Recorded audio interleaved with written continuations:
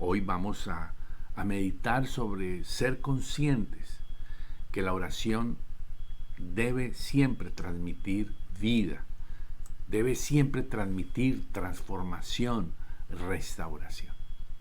Es necesario que nosotros sigamos renovando esa visión y ese entendimiento que tenemos respecto de la oración.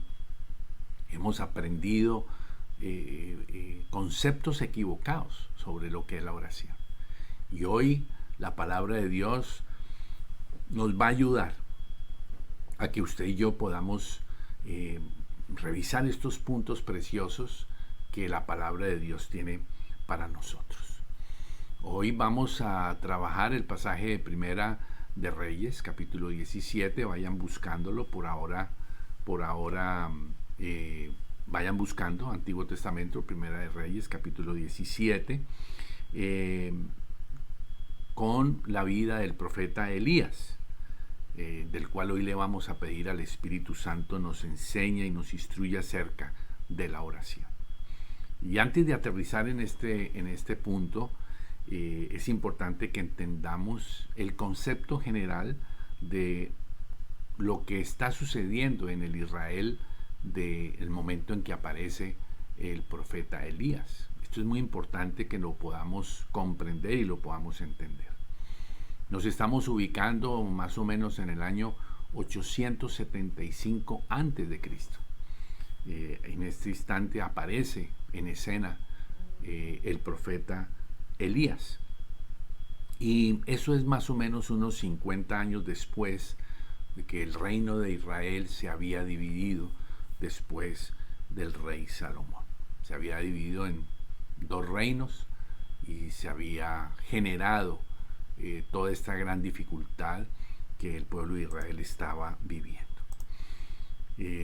Todos estos reyes que vinieron después de Salomón, recordemos que Salomón terminó haciendo apóstata, se terminó adorando los dioses extraños, y desafortunadamente pues esto continuó con los reyes que siguieron después de Salomón en los dos reinos, y llevaron a que el pueblo adoraran dioses paganos.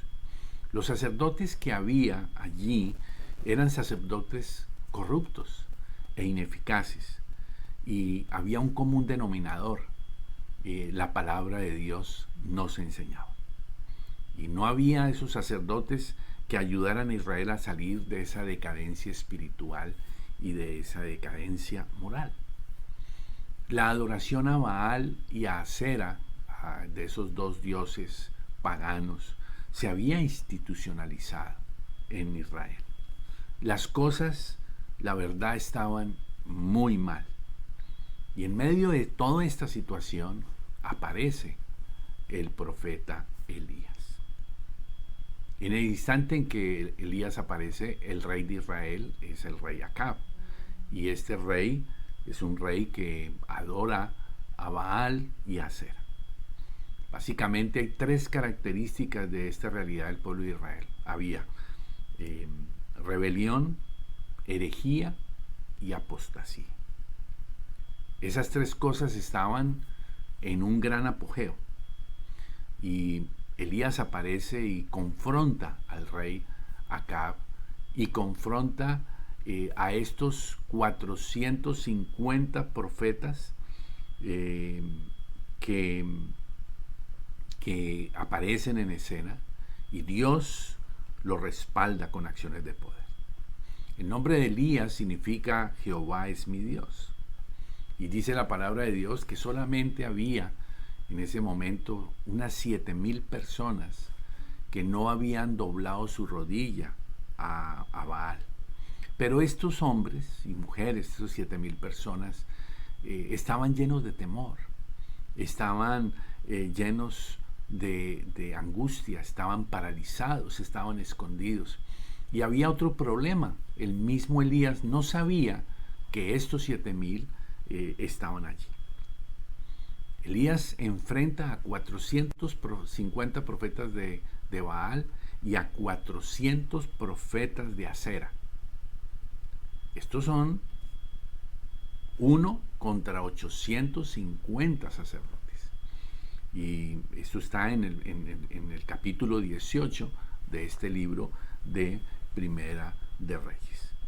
Así que este tipo de hombres con el carácter de Elías, que aparecen en este momento crítico en el pueblo de Israel, es el mismo tipo de hombres y mujeres que hoy se necesitan en la iglesia. Yo quiero animarle a que usted y yo entendamos esa responsabilidad. Piense, para Elías era una responsabilidad muy grande enfrentar esta situación. Era peligroso, era difícil, pero era importante hacerlo. Y la misma palabra de Dios hoy nos enseña que los tiempos que estamos viviendo, que son los últimos tiempos, son difíciles, son tiempos peligrosos, pero necesitamos que hoy aparezcan cristianos que estén entendiendo la responsabilidad y que puedan, como lo hizo Elías, tomar decisiones, enfrentar y confrontar y dejar que Dios manifieste y manifestara su poder. Yo quiero que iniciemos, y les anuncié que vamos a estar en Primera de Reyes 17, pero quiero antes que ir a Segunda de Corintios, dejen marcado allí el libro de Primera de Reyes, ahora volvemos. Quiero animarles a que vayamos al Segunda de Corintios, capítulo 5, versículo 21. Ahí lo tenemos, lo estamos pasando en la proyección. Ahí está. Ahí está, Segunda de Corintios, capítulo 5, versículo 21. Y yo quiero animarles a que con este solo versículo le pidamos al Espíritu Santo que nos podamos ubicar en este punto de partida de esta noche. Dice la palabra de Dios: al que no conoció pecado, está hablando de Jesús, dice que Él hizo algo, dice, por nosotros, o sea, por usted y por mí, Dios lo hizo pecado. Quiero animarle a que podamos entender esto. Jesús, que no conoció pecado, Él, por usted y por mí, por nosotros, Dios Padre lo hizo pecado. Dice, para un fin, dice, para que usted y yo fuésemos hechos justicia de Dios en Él. Y para que entendamos lo que significa este versículo, que es muy importante, esto es lo que al mundo le cuesta tanto trabajo entender. Y quizás a alguno de nosotros todavía nos sigue costando trabajo entender. Pero vamos a invertir unos pequeños minutos, unos pocos minutos, para que podamos comprender esto, porque esto es muy importante. Cuando usted hace un trato con alguien, usted, por ejemplo, intercambia, por ejemplo, bienes por un valor equivalente o relativamente iguales. Por ejemplo, usted tiene una casa de $500,000 o $1,000,000, pongámoslo para hacerlo. Y usted hace un intercambio con alguien, hace un trato, donde usted le entrega la casa y esa persona le entrega $1,100,000. La pregunta ¿es justo? Y digamos que relativamente sí, usted pudo vender en $100,000 más lo que valía su casa. Y la persona que le entrega a usted el $1,100,000 considera justo pagar ese precio. Luego es justo. Si al contrario, por ejemplo, usted tiene la casa de $1,000,000 y usted necesita el efectivo, necesita urgentemente el efectivo. Alguien le dice a usted, le doy $700,000. Y usted, por esa necesidad que tiene de efectivo, usted dice, ok, le entrego la casa de $1,000,000 y usted entrégueme $700,000 en efectivo. La pregunta, ¿es justo? La respuesta es sí, porque su necesidad hace que usted esté dispuesto a negociar y usted lo está aceptando. Ahora, quiero que piensen en este sentido. Estos dos ejemplos ilustran lo que les quiero decir. ¿Qué quiere decir? Que nosotros podemos hacer con alguien un intercambio por un valor equivalente o relativamente iguales. Ahora, si usted mira este versículo, es como si usted tuviera una estampilla y resulta que alguien que es coleccionador de estampillas tiene una colección, pero le falta la estampilla que usted tiene. Y entonces ese alguien le dice, le doy $1,000,000 por esa estampilla.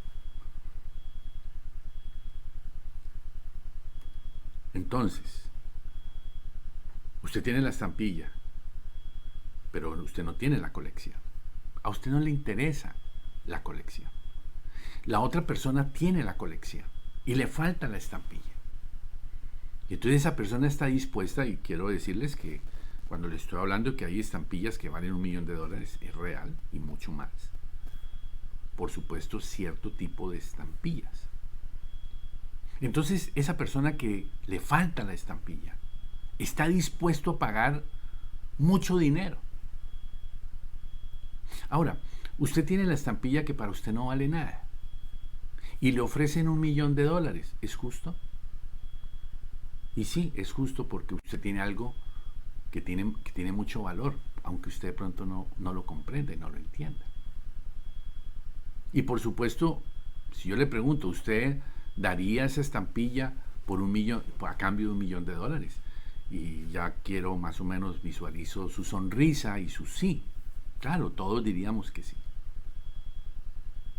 Y este hombre que tiene la colección y le falta la estampilla, daría ese $1,000,000 con mucho gusto. ¿Y es justo? Pues claro que sí es justo. Ahora, quiero que usted mire otra vez el versículo para que con el ejemplo que le he dado, Dios hace un trato. Volvamos a ver el versículo. Pongámoslo allí en la pantalla otra vez. Nelson, por favor. Y entonces, para entender ya con el ejemplo de la estampilla lo que significa y podamos nosotros tener una oportunidad de comprender y de valorar algo que de pronto no es fácil. Pero yo digo, ¿qué es lo difícil? Aunque en la práctica es difícil. ¿Qué es lo que el Señor hace? Dios Padre ofrece cambiar su justicia, que vale mucho, por su pecado y por el mío, que no vale nada. Mire el trato que está haciendo Dios. Él está diciendo, les hago un trato. Dame tus pecados a cambio de mi Hijo Jesús. Piensa en eso. ¿Es justo? La vida de Jesús, que es valiosa, la cambia por una vida de pecado que no vale nada. Pregunto, ¿eso es justo? Por supuesto que no es justo. Nuestros pecados a cambio de la justificación. ¿Cuánto te costó a ti? ¿Cuánto me costó a mí el ser justificados, el ser perdonados? Nada. Y Dios Padre nos está haciendo ese negocio, ese trato. Es lo que Dios le habla al mundo. Y está diciendo que el pecado mío fue vertido en Cristo cuando fue crucificado. Y Dios nos está diciendo al mundo, el pecado del mundo, de tal manera amó Dios al mundo, que ha dado su Hijo unigénito para que todo aquel que en él cree no se pierda, mas tenga vida. Es un trato injusto. La muerte de Jesús. En Jesús fue vertido todo el pecado mío y suyo. No es justo. Por supuesto que todos a esta pregunta es un rotundo no. Ese es el negocio que el hombre no quiere hacer con Dios. Es lo que el hombre rechaza cuando se les habla de Jesús. Y debemos aún considerar que nosotros, siendo cristianos, siendo hijos de Dios, en un determinado momento no hayamos entendido qué fue lo que pasó en la cruz del Calvario. Y tengamos de pronto la posibilidad de estar viviendo un cristianismo como algo opcional, como algo que está secundario y no hemos logrado entender, como dice el himno de Colombia, de nuestro país, Colombia, comprendan las palabras del que murió en la cruz. Y de esa misma forma necesitamos entender que hombres que comprendan este valor son los hombres como Elías, que comprendieron y entendieron el valor de ser profetas en su momento y el valor de enfrentar un momento tan difícil como el que Elías estuvo allí enfrentando en este ambiente de Primera de Reyes capítulo 17. Y esta es nuestra responsabilidad, de que usted y yo entendamos que somos los profetas llamados a actuar en este siglo XXI.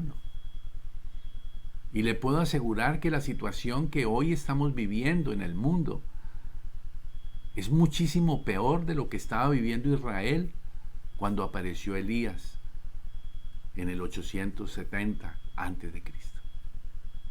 Estoy convencido de que hoy el mundo está más descompuesto y está en más crisis. Las familias, personas sin aliento. Ahora va a entender por qué le estoy hablando de personas sin aliento, o sea, sin vida, muertas en vida. Y por eso nosotros necesitamos aprender como Elías a orar como él, porque estamos llamados en medio de la muerte y de la situación difícil a que nuestra oración transmita vida, a que nuestra oración transmita transformación, y a que entendamos que la oración no es una cosa aburrida y algo que hacemos ahí de cualquier forma. Creo firmemente que todas estas circunstancias que nos han venido sucediendo, la situación de la salud de Olimpo, de Cintia, el tema de mi esposa, lo que pasó con el papá de Alex, con toda esta situación de Jaimito, esto nos está dando la oportunidad para que comprendamos el por qué buscar al Señor y por qué necesitamos aprender a orar. No estoy diciendo que estas cosas han sucedido para qué, no. Es que estas cosas han sucedido y tenemos la oportunidad para reflexionar, como nos decía Alex hace unos minutos, que hoy usted y yo estamos aquí y mañana yo puedo estar en una funeraria, en accidentes tan absurdos como el que tuvo don Pedro, en accidentes tan absurdos como el de Jaime y el de Danielita. Puede suceder con cualquiera de nosotros. Y Alex nos llamaba la atención, o sea, nos hacía recordar que es el tiempo ahora, porque quizás ya en 2 meses o mañana no hay tiempo y que vamos a dejar todo. Y de eso de que usted y yo estamos tan agarrados, pues nuestra vida es tan frágil que en cualquier momento puede suceder cualquier cosa. Y no es para vivir con miedo, simplemente es para estar preparados, para estar desafiados. Y mientras Dios a usted y a mí nos dé la vida, nos dé la oportunidad de la vida, es para que podamos decirle a la gente la verdad de 2 de Corintios 5:21. Y decirle, acepta el trato. No es un trato como todo el mundo lo hiciera. Es la vida de Jesús a cambio de mis pecados. Es injusto, pero el amor de Dios es precioso. Y tenemos la responsabilidad de animarle a la gente y de hablarle a la gente de ese amor. Vamos entonces ahora sí a Primera de Reyes capítulo 17. Ya vimos todo lo que él estaba viviendo, el pueblo de Israel estaba viviendo. Primera de Reyes capítulo 17 está dividido, pues básicamente podemos dividirlo en 3 partes, pero básicamente vamos a hablar de 2 partes. Una la mencionamos, la otra es la que nos vamos a profundizar en esta noche. Del versículo 7 al versículo 24, Elías tiene una experiencia muy especial con una mujer llamada la viuda de Sarepta. La Biblia nunca reveló el nombre de esta mujer, simplemente habló de la viuda de Sarepta, como si podríamos decir la viuda de Miami o la viuda de Miami Gardens, la viuda de una localidad. No sabemos la razón por la cual el nombre de esta mujer no se revela, pero es una experiencia muy especial que Elías tiene allí con ella. Una mujer que enfrenta una gran dificultad en medio del hambre y recibe un desafío de fe. Y ella obedece, ella cree y ve la gloria de Dios, de cómo Dios la sustenta. Y pasan muchos días las cosas funcionando y las cosas yendo bien. Pero del versículo 7 al 16, esta mujer pues plantea lo que ya acabamos de hablar, la respuesta. Del 17 al 24 viene una situación muy particular. Tratemos de imaginarnos a esta viuda que después de pasar la situación que pasó, dice la Biblia que durante muchos días las cosas a esta mujer le salieron bien. Había provisión, la harina no escaseaba, el aceite no escaseaba y ella estaba todo bien. Y de pronto nosotros nos pasa lo mismo, que después de una hermosa provisión de Dios y que todas las cosas están yendo bien, de un momento a otro creemos que los problemas y las dificultades desaparecen y pensamos que se han acabado. Y de pronto es entender que el hambre es terrible. Fue lo que esta mujer vivió y en medio del hambre, de esa hambruna, ella vio la provisión de Dios. Sin embargo, lo peor estaba por venir para esta mujer. Y era la enfermedad y la muerte de su hijo. Porque para ella es un golpe doblemente fuerte. Porque no solo es que pierde a su hijo, sino que ella pierde la esperanza que tenía para su futuro. Porque lo que ella esperaba era que su hijo creciera y que su hijo la sustentara y que ella pudiera enfrentar su vejez sabiendo que su hijo la iba a sustentar. Pero ahora ella ha perdido a su marido, ha perdido a su hijo y ahora ha perdido toda esperanza. En el versículo 18, lo tenemos allí, dice: después de estas cosas aconteció que cayó enfermo el hijo del ama de la casa, y la enfermedad fue tan grave que no quedó en el aliento, o sea, el niño murió. Versículo 18. Y ella le dice al profeta Elías: ¿qué tengo yo contigo, varón de Dios? ¿Has tenido a mí para traer a memoria más iniquidades y para hacer mal a mi hijo? Y entonces aquí vemos cómo ella le echa la culpa al profeta de Dios, que fue el que le ayudó en el problema anterior de la hambruna. Y aquí, familia, yo quiero que entendamos que a veces nosotros los líderes, los pastores, somos generadores de inconvenientes a su vida. por nuestra inmadurez, por nuestras limitaciones, por nuestro pecado, ponemos en un momento dado, podemos ser generadores de dificultad espiritual para usted. Por supuesto que ese no es el plan de Dios. Y el plan de Dios es que nosotros, por la gracia de Dios, solo por la gracia de Dios, podamos ser bendición a ustedes. Sin embargo, quiero hacer referencia de que aquí aparece de manera injusta, digámoslo así, ella culpando a Elías de esta pérdida de su hijo. Ahora, Elías solo había sido de bendición. Él no tenía ninguna responsabilidad. Y yo, a propósito, quiero pedirles perdón por si en este tiempo mi esposa y yo, por nuestra inmadurez, por nuestras limitaciones o por nuestro pecado, les hayamos puesto a ustedes en inconveniente. Quiero también, por ejemplo, aprovechar para decirles que si he usado términos duros predicando la palabra de Dios, me perdonen. Mi objetivo no es tratarles mal. Mi objetivo no es juzgarlos ni condenarles. Mi objetivo no es señalarles. Quizás las palabras que he usado a veces no han sido las correctas. Y les pido perdón. He tratado en la buena intención, quizás no he podido hacerlo, de animarles a que seamos sensibles a la voz de Dios y que reaccionemos positivamente a la voz y a la amonestación del Señor.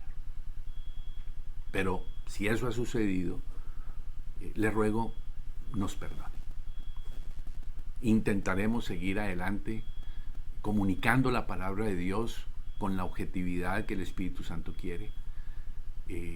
Pretendemos agradar a Dios, no agradar a nadie, no por falta de respeto, sino porque es lo que Dios nos ha llamado a hacer.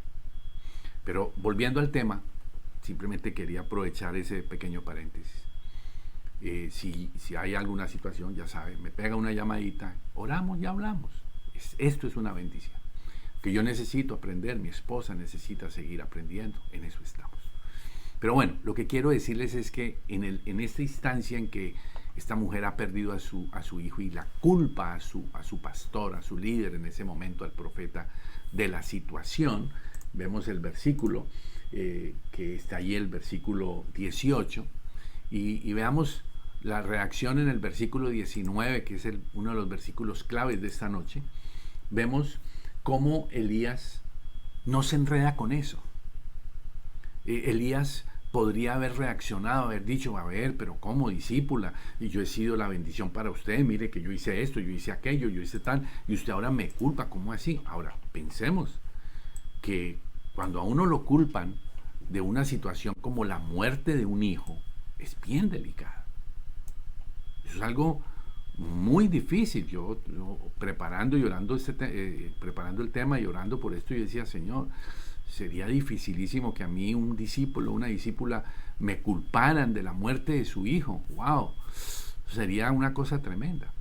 Sin embargo, aquí aparece un primer elemento en la vida de Elías, y es que él, cuando oye las palabras injustas de esta mujer, él no se pone a pelear con ella. Él no se pone a justificarse. Él no se pone a dar explicaciones. Él no se pone con amargura y resentimientos con su discípula, digámoslo así. Él simplemente, miren el detalle bonito del versículo 19, lo único que le dice es, dame acá tu hijo. Y esto es bien importante, él no se distrae. Y eso es muy importante para orar, porque él tiene bien claro lo que tiene que hacer. Y yo lo que le quiero decir en el nombre del Señor es, si usted quiere ser una persona efectiva en la oración, debe perdonar. Debe perdonar en su corazón. Usted no puede tener cargas con otras personas. Aquí Elías no se enredó con esta situación delicada. No lo tomó como algo personal. Era un ataque, digámoslo así, entre comillas, no lo tomó como tal.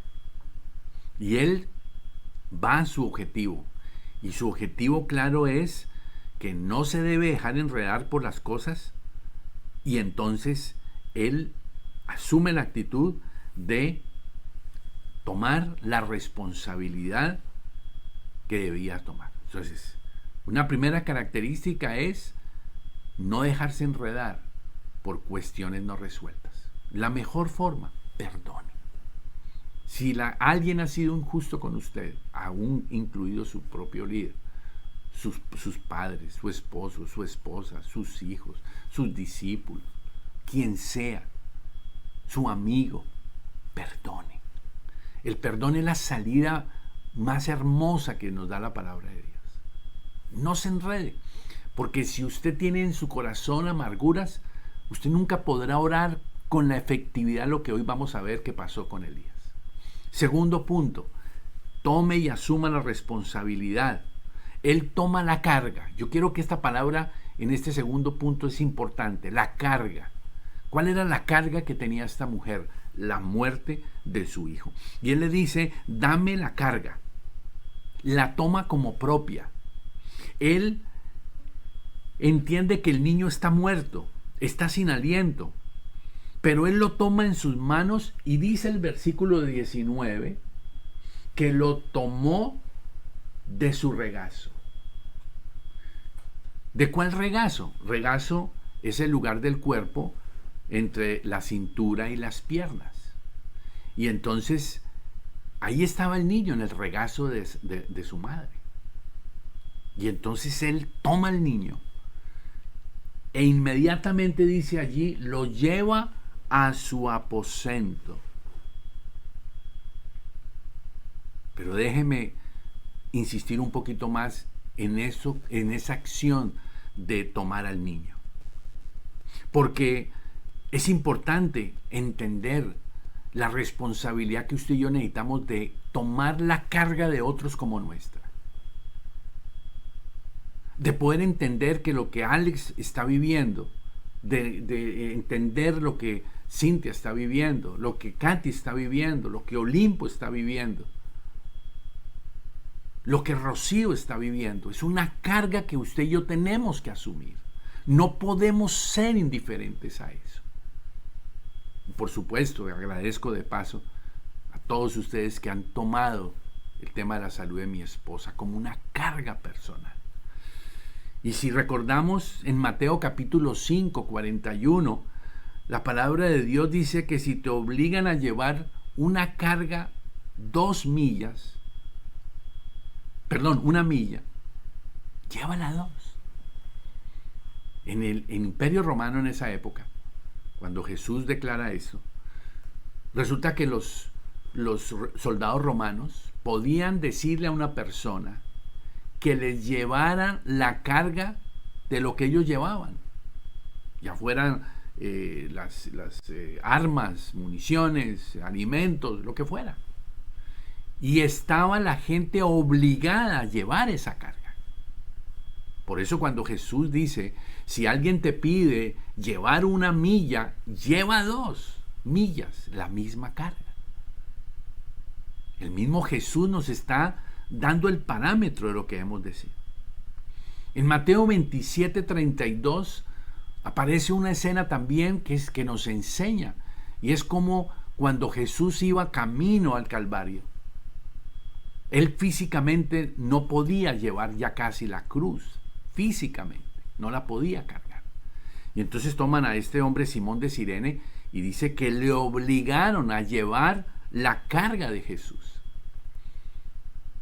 Y nosotros tenemos que entender que en este caso Simón estaba llevando la carga física, pero no la espiritual. La carga espiritual de los pecados suyos y míos y los pecados de la humanidad solamente las podía llevar Jesús. Y no lo hizo obligadamente, como los soldados romanos sí podían exigir que era obligación. Y al mismo Cirene, a este Simón de Cirene, dice la Biblia, lo obligaron a llevar la cruz. Jesús no fue obligado, lo hizo voluntariamente. Esa carga no era para él, pero él la asumió. Y entonces nos permite entender la responsabilidad que nosotros tenemos, en segundo lugar, de llevar una carga. Primero, no nos dejemos distraer por amarguras y resentimientos y quejas. Lo que estoy diciendo no es que no las pongamos atención, es no se deje enredar su corazón. Si tiene que hablar algo, hágalo, observe la situación, coméntelo con la persona, pero no llene su corazón de amargura. Si usted tiene amarguras y cosas no resueltas en su corazón, nunca podrá tener una oración que transmita vida y poder y transformación, que es lo que estamos aprendiendo hoy. Segundo lugar, necesitamos tomar la carga de la necesidad de la otra persona como nuestra. Agarrar ese niño, tomar el niño, agarrarlo de sus brazos, agarrarlo del regazo y hacerlo propio. Tercer punto, ¿qué hace este hombre? Versículo 19. Nelson, ayúdame. Dice, y lo llevó al aposento. Devuélvete una. Lo llevó al aposento. Miren esta hermosura. ¿Qué significa lo llevó al aposento? Lo llevó a la soledad del lugar privado. Él trae la tragedia, trae el dolor a su terreno. Lo hace suyo y lo presenta al Padre. Mateo capítulo 6, versículo 6, la palabra de Dios dice, entra en tu aposento y cerrada la puerta. No son palabras en público, ni son las palabras de los que nos oyen y los que nos ven. Es la relación personal. Y yo quiero animarle, familia, a que usted entienda que necesita tener una relación personal privada, en secreto, usted, el Padre, el Hijo y el Espíritu Santo.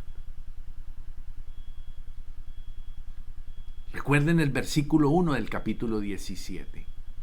Dice, Jehová en cuya presencia estoy, decía Elías.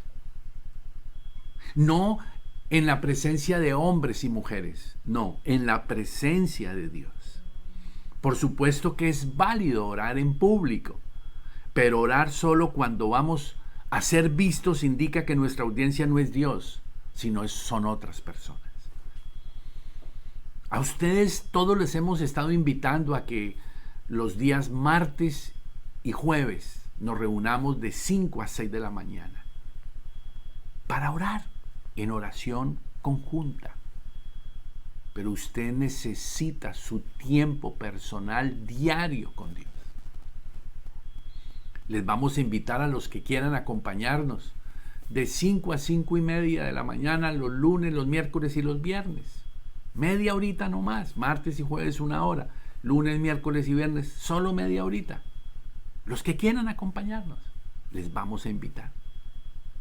Pero recuerde, usted necesita su tiempo personal para usted desarrollar su relación personal con Dios Padre.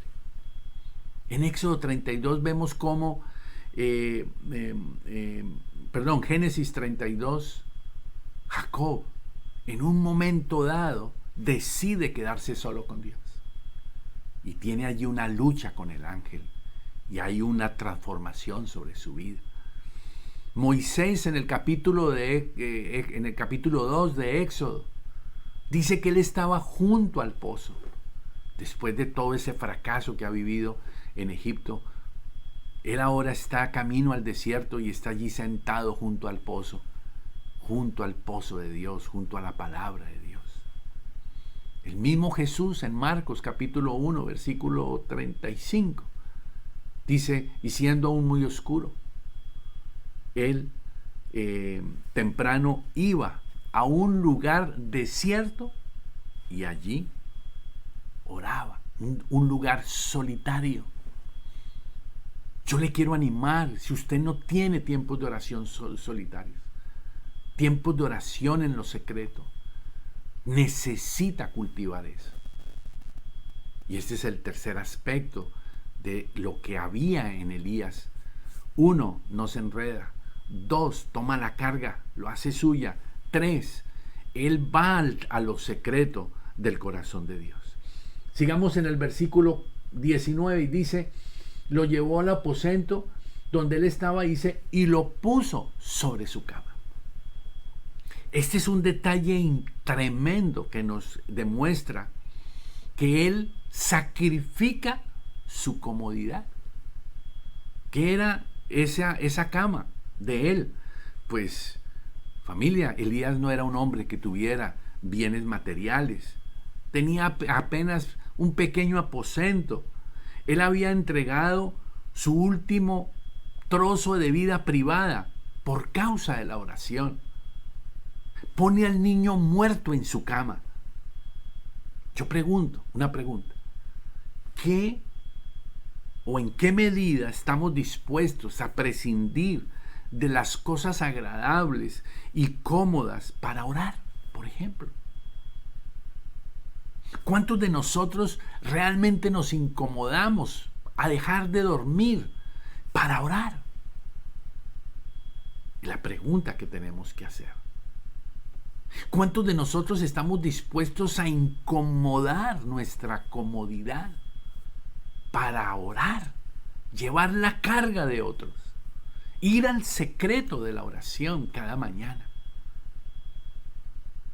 En 2 Corintios 8:9 dice, por amor a vosotros se hizo pobre. ¿Quién? Jesús. Por amor a usted, por amor a mí, se hizo pobre.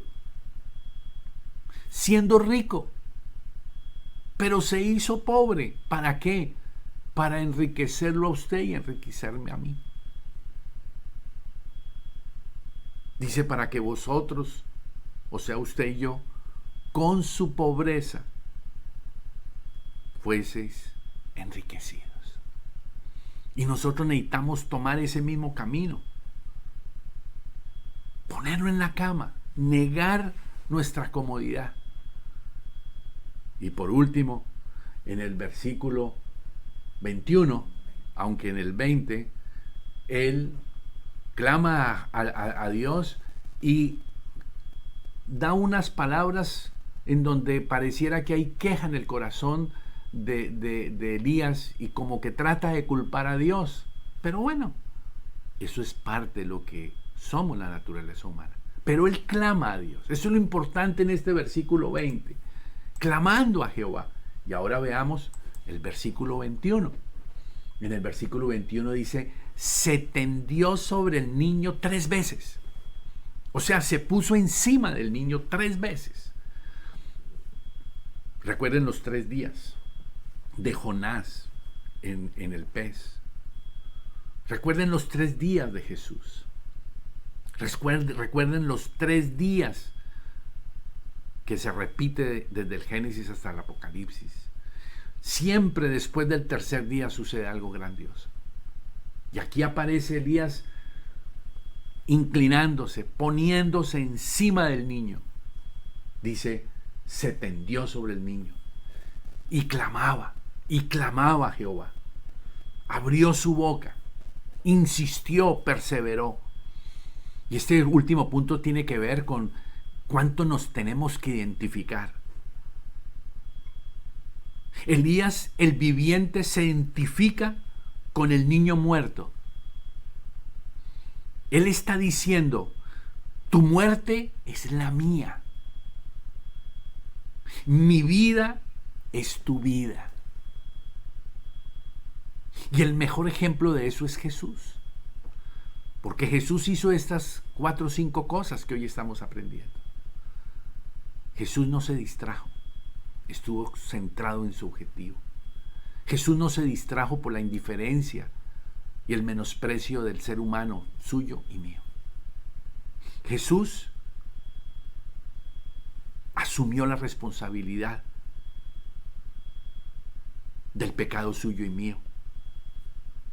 Jesús fue al lugar secreto y hoy está en al lado del Padre, intercediendo por usted. En su relación secreta con el Padre, lo está haciendo. Jesús no puso su cama como Elías, puso su vida y se subió a la cruz.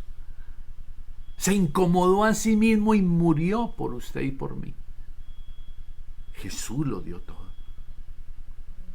Y Jesús 3 días estuvo allí, después de la muerte. Y al último, ese Jesús resucita, tomando victoria sobre la enfermedad y sobre la muerte. Y allí está Elías clamando. ¿Cuántas oraciones tú perseveras y yo perseveramos? ¿Cuánto nos cuesta perseverar para orar e interceder por una familia? Ayunar por un enemigo. Ayunar por los jóvenes que se quieren suicidar, los matrimonios que se quieren separar. ¿Cuántos de nosotros ayunamos por la iglesia? ¿Cuántos de nosotros ayunamos por nuestro pastor? ¿Cuántos de nosotros ayunamos por nuestro cónyuge? Quizás en momentos de necesidad, como está ahora mi esposa, entonces para mí es muy fácil hacer ayunos por mi esposa. Digo, fácil teóricamente.